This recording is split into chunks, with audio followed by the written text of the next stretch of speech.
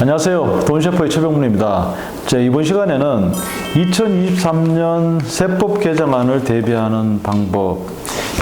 지난주였나요? 7월 27일 날 기획재정부에서 2023년 세법 개정안 발표를 했습니다. 물론 확정 시행하기까지는 국회도 통과해야 되고 시간이 걸리지만 일단은 기획재정부에서 발표한 세법 개정안을 가지고 한번 얘기를 나눠보도록 하겠습니다. 오늘 소개해 주실 전문가는 김종혜 전문가님. 안녕하세요. 네, 안녕하십니까. 7월 27일 기획재정부에서 세법 개정안을 발표했는데요. 하나씩 우리 국민들의 이 실생활과 관련되는 얘기들이 제법 있더라고요. 그래서 한 가지씩 짚어보도록 하겠습니다. 먼저 기업 경쟁력을 뒷받침한다. 기업 경쟁력 제고 부분에서 한번 얘기해 주시죠. 일단은 이 내용 자체가 개정안에 올라온 게 한 177페이지 정도가 되다 보니까요. 이걸 일일이 지금 다 설명을 드릴 수는 없고, 방금 대표님께 말씀하신 것처럼 기업 경쟁력 부분 이런 식으로 좀 챕터가 나눠져 있는데, 지금 제가 설명드릴 거는 가업 승계 증여세 관련해서 이 내용이 개정을 좀 하겠다라는 식으로 좀 올라왔습니다. 그래서 보면은 가업 승계라든가 가업 상속 이런 부분에 있어서 조금 더 혜택을 주겠다라는 부분이 반영된 것 같고요. 현행은 가업 승계 증여세로 주식 증여를 하거나 그럴 때 10억 원까지는 공제를 해주고 10% 세율로 과세를 했는데, 이게 60억 원이 초과하게 되면은 20%의 과세를 하고 있습니다. 근데 이거를 한도를 더 높여서 300억 원 초과분까지 20%로 적용하겠다라고 이게 좀 변경될 예정으로 나왔고요. 그리고 조금 여기서 봐야 될 거는 연부연납 기간을 현재 5년에서 20년으로 확 늘려줬습니다. 증여세도 10%나 또는 20% 정도 증여세를 내는데, 예를 들면 300억 원을 증여를 한다면 일반 증여 같은 경우에는 50%의 세율을 납부를 해야 되거든요. 근데 가업 승계 증여다 보니까 20% 세율로 적용을 해주고, 세금도 한 20년에 걸쳐서 나눠서 낼 수 있게 하다 보니까 부담을 좀 많이 줄여주는, 이렇게 좀 변경될 예정으로 이런 개정안이 좀 올라왔습니다. 중소 중견 기업의 원활한 가업 승계를 지원하기 위한 취지네요. 네, 맞습니다. 그리고 창업 벤처 활성화에 있습니까? 네, 여기 또 올라온 내용을 보면은 직무 발명 보상금이라고 해서 이게 비과세를 적용을 해줬는데, 이게 한도를 연 500만 원에서 연 700만 원으로 한도를 상향 조정을 해줬습니다. 그러면 이게 뭐가 좋냐라고 한다면, 직원들 중에서 예를 들면 회사를 위해서 아니면 무슨 제품 개발을 위해서 아이디어를 내는 이런 직원들이 있다고 한다면은, 이런 직원에게 연 500만 원까지 지급을 해주는 거는 사실 비과세를 적용을 해줬습니다. 그럼 비과세 적용을 해주면 뭐가 좋냐면, 일단 그 소득은 4대 보험에 들어가지가 않습니다. 근로소득이 잡히지 않다 보니까 세금을 좀 적게 내는 그런 효과가 있죠.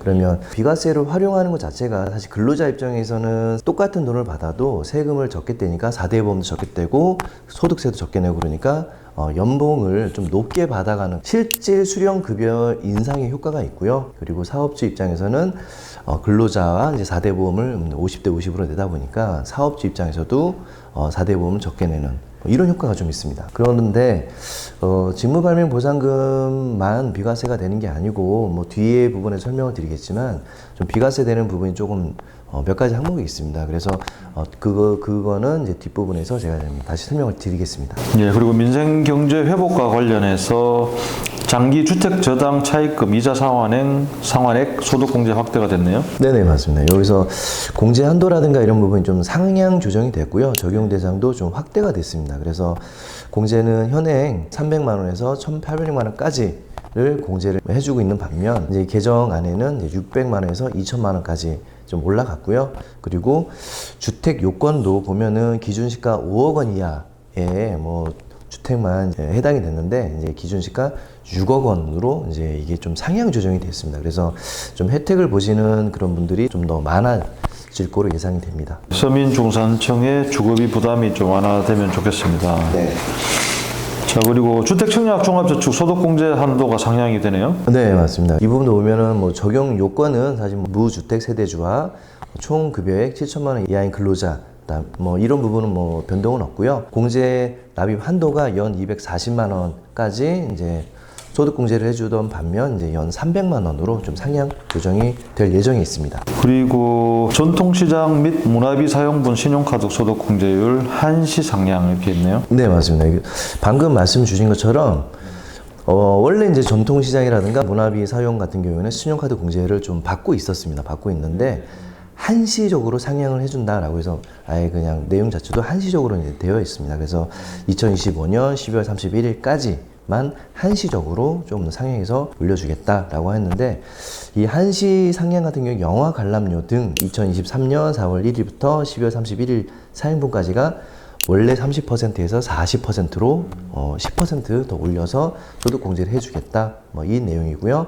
또 우리 전통시장에서 사용하는 부분을 현재 40% 공제를 해주는데 이제 50% 공제까지 10% 또 상향 조정해주겠다. 이 내용입니다. 문화 관련 비용하고 전통시장도 뭐 좀 많이 이용을 하라는 그런 내수 활성화 지원책이네요. 네, 맞습니다. 자, 그리고 반려동물 관련해서도 있습니다. 말씀해 주세요. 요즘에 뭐 반려동물이 좀 많이 많은 가정에서 애완견이니 애완묘니 많이 키우다 보니까 이 질병에 대한 그러니까 치료비 부분도 많이 부담이 이제 되는 것 같습니다. 그래서 부가가치세를 면제를 해주는 항목이 더 이제 늘어난 건데 이 부분이 뭐가 그럼 좋냐라면 부가가치세가 면제가 되다 보니까 예를 들면 동물병원 뭐 입장에서도 이분에 대한 세금이라든가 이런 그 진료비를 좀 낮게 책정하게 되는 이런 또 효과가 있다 보니 실제 치료를 받거나 그럴 때 견주나 애완견을 좀 키우시는 그런 분들 입장에서는 치료비가 좀 적게 나오는 이런 효과가 좀 있습니다. 100여 개 정도의 다빈도 질병 치료를 확대했네요. 추가를 했네요. 네, 맞습니다. 좋습니다. 그리고 이제 어떤 뭐 미래를 대비해서 결혼, 출산, 양육 지원 관련해서도 지금 좀 개정이 될 예정입니다. 말씀해 주세요. 네, 맞습니다. 이 부분은 사실 뭐 세법 개정안이 나오기 전부터 어떻게 좀 뭐 뉴스라든가 기사 이런 부분에서 먼저 좀 얘기가 나왔던, 그래서 어떻게 보면 이번에 세법 개정안에서 많은 분들이 좀 관심을 가졌던 내용인 것 같습니다. 실제로도 센터에도 문의가 좀 많았던 내용이기도 하고요. 그래서 혼인에 따른 증여재산 공제 부분이 이제 신설이 된 건데, 원래 증여는 직계 뭐 비속에게 뭐 한 5천만 원 공제는 지금까지도 해당이 되기 때문에 뭐 이거는 변동이 없습니다. 그런데 뭐 직계 비속이 결혼을 한다라고 했을 때, 그러면 1억 원 한도까지는 결혼을 할 때 지원을 해주면 이거를 뭐 증여를 하더라도 공제를 더 해주겠다. 그래서 기존에 있던 증여공제하고 혼인에 따른 증여공제를 맞아요. 결혼을 할 때 1억 5천까지 증여를 해주게 되면은 증여세가 이제 발생하지가 않게 되는 거죠. 그러다 보니까 어떻게 보면 또 지원을, 그러니까 자산이 있는 사람만 또 해줄 수 있다, 뭐 혜택을 본다 이런 얘기도 있긴 한데 또 딱히 그렇게 보실 필요는 없는 것 같고요. 그리고 또 이 부분에서는 양가 부모님으로부터 각각 또 증여를 받게 된다 한다면 결혼을 하면서 3억 원 정도를 증여받았을 때 사실 증여세가 나오지가 않는 뭐 이런 것도 있습니다. 좋습니다. 기존 5천에 1억이 이제 추가로 공제 한도가 이제 합산이 되니까 각각 1억 5천씩 이렇게 된다는 얘기네요. 네네. 그래서 이 부분에서 조금 요즘에 뭐 서울 집값이며 이런 부분이 3억짜리 집을 뭐 전세라든가 구하기 좀 쉽지 않다 보니까 만약에 이 부분을 증여세 좀 최저 구간 10% 구간까지 뭐 최대 활용한다라고 하게 되면은 여기서 한 각각 2억 5천씩, 그러면 1억 5천 공제 받고 1억 원을 더 증여를 받는 거거든요. 그렇게 되면은 2억 5천을 증여를 하지만 증여세가 1,000만 원 정도가 발생을 하게 되는 거죠. 그러면 양가 부모님을 합쳐서 5억 원 정도 받았을 때 증여세가 한 2,000만 원 정도가 나오게 되는 그런 효과가 있습니다. 그래서 그 결혼하면서 예를 들면 처음에 스타트를 조금 세금을 좀 절감하면서 할 수 있는, 그렇게 좀 활용할 수가 있을 것 같습니다. 본인 신고일 전후 2년이네요. 각 2년이네. 그러니까 총 4년간 증여받은 경우에 해당이 됩니다. 자, 그리고 출산 보육 수당 비과세 한도가 상향이 됩니다. 네, 맞습니다. 조금 전에도 사실 비과세 그 직무발명보장금 관련해서 비과세 좀 얘기를 드렸던 것처럼 이 부분도 사실 비과세 혜택을 좀 보실 수가 있습니다. 그래서 근로자 본인 또는 배우자의 출산 또는 6세 이하의 자녀의 보육, 그러니까 자녀가 6세 이하가 된다라고 하게 되면은 이 보육수당이라는 항목으로 이제 현재는 10만 원씩은 비과세 한도에 적용을 받아서 비과세를 혜택을 볼 수가 있었습니다. 근데 이 부분이 20만 원으로 좀 늘어났고요. 그리고 늘어나면 어떻게 좋냐라는 거는 다시 이제 아까 말씀드린 것처럼 뒷부분에 다시 한번 좀 설명을 드리겠습니다. 자, 그리고 청년 자산 형성 및 노후 대비해서 청년 도약 계좌 등 가입 요건 완화. 네, 이 부분이 또 이제 들어왔습니다. 그런데 청년 도약 계좌라는 것은 이제 2020년 세법 개정안에서 그때 이제 신설이 됐고요. 청년 도약 계좌 과세 특례 같은 경우에는 만 19세부터 뭐 34세 청년이 가입을 하게 됐을 때 뭐 예를 들면 이자 소득이라든가 배당 소득에 대해서는 비과세를 해주겠다. 이 내용이 이제 청년 도약 계좌입니다. 그런데 이 부분에 대해서 현재는 그냥 소득이 없는 경우에는 가입이 제한되고 또 뭐 근로소득이라든가 종합소득 과세 표준에 합산되는 소득이 없는 경우에는 이 혜택을 보실 수가 없었어요. 그런데 여기서 단서가 좀 더 신설이 됩니다. 더 추가가 되는 거죠. 그래서 다만 육아휴직 급여가 있는 경우에는 가입을 허용하겠다. 그래서 이 내용이 뭐냐면 직장을 다니다가 예를 들면 육아휴직으로 인해서 휴직 상태가 되는 거죠. 그러다 보면은 소득이 이제 없어지게 되다 보니까 그러면 이 조건이 또 안 맞게 돼서 그럼 나는 더 내고 싶어도 해당이 안 돼서 다시 이제 불이익을 받는 이런 경우가 생기다 보니까 그래서 이런 조건이 다시 육아휴직 급여가 있으면 그래도 가입 허용해 주겠다 이 말이네요. 네, 맞습니다. 그래서 원래는 소득이 없으면 가입할 수가 없기 때문에 그래서 이 부분을 더 추가해서 이제 그 가입 대상을 확대를 한 것입니다. 자, 그리고 이제 노후생활 안정지원 이제 취지로 노후연금 소득에 대한 세부담을 완화했다 말씀해 주세요. 원래 지금 현행 지금 적용되고 있는 소득은 뭐 사적 연금 소득으로는 뭐 연간 1,200만 원 이하는 이제 분리과세로 이제 종결이 돼서 끝나는데 이게 이제 뭐 물가 상승률이라든가 또 이런 것들을 감안해서 하다 보니 좀 너무 이제 적은 감이 좀 이제 있어서 이거를 좀 상향 조정을 해준 것 같습니다. 그래서 사적 연금으로 받는 금액이 연간 1,500만 원까지 이제 좀 더 늘어나서 이하의 소득을 이제 받게 되면은 분리과세로 종결시켜 주겠다라는 그런 내용입니다. 이 내용 중에서 기사가 또 재밌는 기사가 하나 좀 나왔는데 물론 뭐 기름값 아끼자 그래서 전기차를 좀 샀던 그런 어르신이 좀 계신가 봅니다. 전기차를 샀더니 기초연금에 탈락이 되는 뭐 이런 기사가 좀 나와 있는데 그래서 이런 기사를 좀 보자면 물론 기초연금이랑 국민연금이랑은 다릅니다. 그래서 국민연금은 말 그대로 국민연금공단에서 내가 국민연금 뭐 10년에서 납입하고 뭐 이런 조건이 되면은 국민연금을 내가 타는 건데 기초연금은 이거는 뭐 다른 부서입니다. 지금 좀 생각이 안 나는데 그래서 기초연금은 뭐 그런 국민연금 상관없이 일정 소득이 안 되고 만 65세 이상 되는 분 중에서 기초 소득이 좀 안 되시는 분들에게 지급이 되는 그런 금액입니다. 그러다 보니까 좀 지원받거나 하는 금액이 좀 까다로워요. 그래서 소득도 뭐 소득 하위 70%에 이제 해당이 돼야 되고 그다음에 뭐 재산이라든가 뭐 이런 금융계산 이런 부분도 이제 반영을 하고 특히 이제 문제가 됐던 게 자동차에 대한 이 조건인데 배기량 3,000cc 이상 또는 차량가액 4천만 원 이상의 승용차를 소유하게 되면은 기초연금 대상에서 제외가 됩니다. 그러다 보니까 전기차 같은 경우에는 아무리 저렴한 차를 봐도 4천만 원 이하의 미만의 그런 차량을 이제 찾지 못하다 보니까 그래서 이 조건에 해당되지 않아서 기초연금에 탈락이 된다. 그 내용이 나온 기사입니다. 일단 이 부분을 가지고 좀 설명을 드리자면 어쨌든 우리가 이제 비과세라든가 비과세 소득은 사실 이 부분에는 좀 해당이 또 안 되기 때문에 그래서 비과세 소득이라든가 또 노후연금 뭐 이런 부분에 이제 준비를 하실 때 전혀 예상치 않았지만 이런 부분도 추후 내가 이제 뭐 소득이라든가 이런 부분에 있어서는 좀 영향을 줄 수가 있다. 뭐 이렇게 보시면 될 것 같습니다. 그리고 이제 양도소득세 관련해 가지고 또 개정안이 있네요. 네, 그래서 이 부분은 뭐 내용 자체가 바뀐 건 아니고요. 현재는 그냥 조문으로 서술식으로 규정이 된 내용을 좀 더 이제 알기 쉽게 객관 규정으로 신설해서 뭐 양도 차익은 이거다.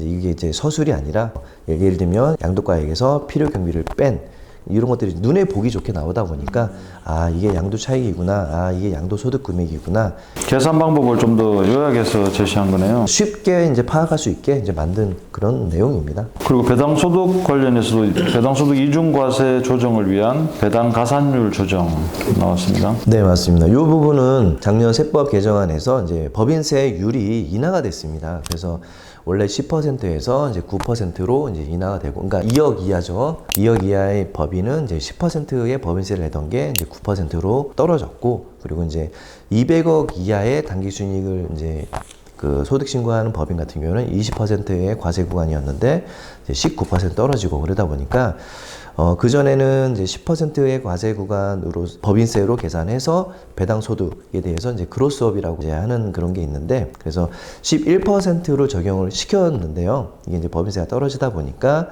이 부분도 좀 조정이 돼서 10%로 그 배당 소득을 받았을 때 약간 조정을 해주는 그 율이 좀 낮아졌습니다. 그래서 이 부분은 이제 뭐 배당 소득이라든가 이런 게 있는 그런 법인 같은 경우에는 이제 해당이 좀 되겠습니다. 그리고 2024년 적용될 최저임금안 고시 관련해서 말씀해 주세요. 네네.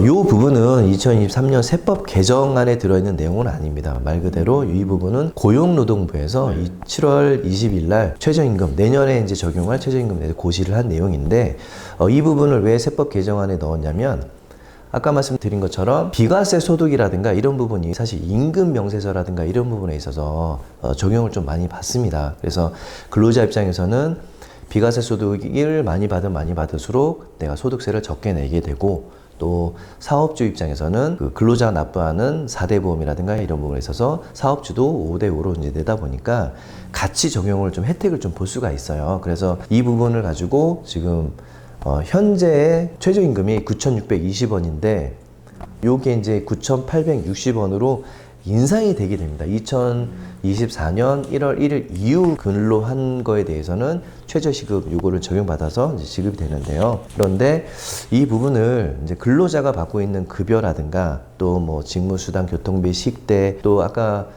잠깐 언급드렸지만 육아 수당이라든가 또 이런 부분에 있어서 약간 비과세 소득을 어떻게 설정하냐에 따라서 사업주도 이제 세금을 좀 절세할 수 있고 실제로 납입하는 부분인 거죠. 그리고 근로자도 이런 부분에 있어서 세금을 좀 적게 내면서 4대 보험 적게 내면서 실질 소득이 좀 올라가는 그런 효과가 나올 수 있어서 사실 이런 부분은 좀 전체적으로 좀 점검을 좀 해봐야 됩니다. 그런데 이거는 근로자가 직접 조정할 수 있는 부분은 아니고요. 사업주라든가 경영하시는 분들께서는 이 부분을 비과세 소득을 좀 제일 많이 좀 활용하셔가지고 4대 보험과 근로소득세 요런 부분을 좀 점검을 해볼 필요가 있을 것 같아가지고 좀 넣어봤습니다. 그래서 결론적으로 말씀을 드리자면 똑같은 금액을 주더라도 어떻게 설정하게 되면 수당이라든가 어떻게 주냐에 따라서 최저임금법 위반이 될 수가 있고, 그리고 최저임금법에서 벗어나는 최저임금법 위반이 안 될 수가 있고요. 똑같은 급여를 받지만, 그리고